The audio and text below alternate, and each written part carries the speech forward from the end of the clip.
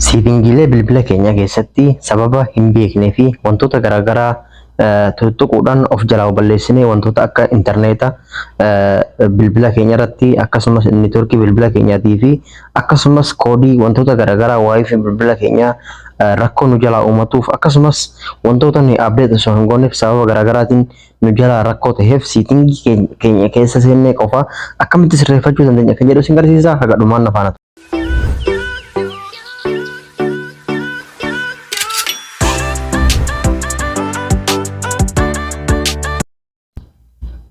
Assalamualaikum warahmatullahi wabarakatuh. Jirtu obboleewwan kee qaqqaalii gaarii hundi keessanuu bakka jiraatan isin jecha ashama harka fuudhee ilmaan Oromoo hundi keessanuu bakka jirtanitti nagaa ta'aa isin jecha har'a wanta isin qabadde dhufee siitingii bilbila keenyaa keessaa wantoonni garaagaraa nuyi osoo hin beekneef ta'e beekneetis ta'e wantoota garaagaraa siitingii keessaa of jalaa balleessine wantoota akka waa barreessuu wantoota rakkoolee garaagaraa hedduu siitingii keessatti nama qunnaman keessa seennee wantoota garaagaraa osoo waa madhafanna jennee of jalaa balleessine akkasumas neetworkii bilbila keenyaallee haa ta'u akkasumas rakkoolee waayifii bilbila keenyarraa rakkoo garaagaraa sababa uumame saniin akkamitti sirreeffachuu dandeenya.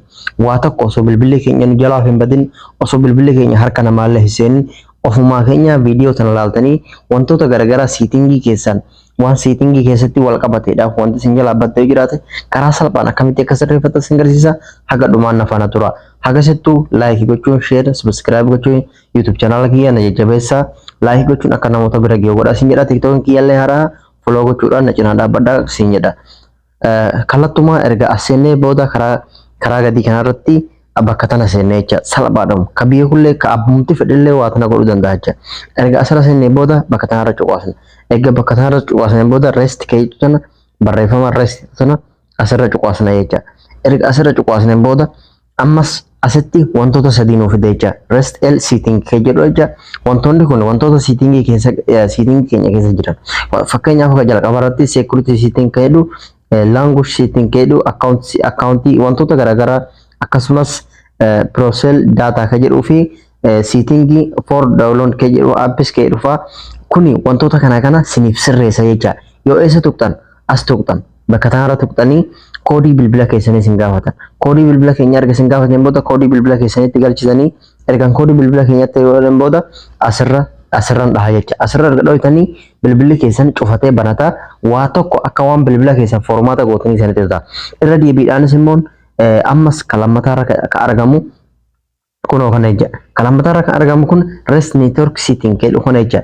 Fakkeenyaaf rakkoolee garaagaraa siitingii keessan keessa fakkeenyaaf akka bultoota mobile data fi wifi ka jedhu rakkooleen kanarra yoo qunnaman ammas bakkuma haara cuqaastan rest setting kee haara cuqaastanii akkasuma koodii bilbila keessanitti naqxanii akkuma silatti isin agarsiisan goota. Katti aanu sadaffaarras rest exhibit setting kee kana jecha kanarra cuqaastan kun kanarra cuqaastanii erga kanarra cuqaastanii kunis rakkoolee siitingii keessatti isin dogongoraan balleessitanii fi rakkoolee siitingii keessatti waa osoo sirreeffatanii isin harkaa badee deeffachuu dadhabdanii isin jalaa badee karaa salphaadhaan bakka rest setting jechuudha cuqaastanii akkuma silatti isin agarsiisan irratti koodii bilbila keessanitti galchatanii salphumatti sinirraa akkuma bilbila keessan haaraatti akkuma duraan jiru sanitti deebisa waa tokko illee waan barreessu waan qabu. Kasa afuraffaarratti argamu kun immoo bilbila keessan guutuutti kan formaat godhuu danda'u jechaadha. Bilbila keessan guutuutti akkuma argaa jirtan kana formaat godhuu danda'a. Garuu yoo akkaawuntiin keessan gubbaa kanarra bahee formaat godhuu gonkumaa hin danda'u jechaadha. Karaa kanaanuu yoo formaat ka barbaadan yoo akkaawuntiin keessan akkuma asirratti argaa jirtan kana asirra yoo qabahu ta'e jechaadha. Sababa kanaatiin settingii keessa waan sin jalaa bade akkasitti sirreeffachuu dandeessanii aga barnoota dhufu walitti deebinutti like share subscribe gochuuf yoo gaafii qabaattan komentii jala naa barreessaa isiniin jedha nagaan naa tura.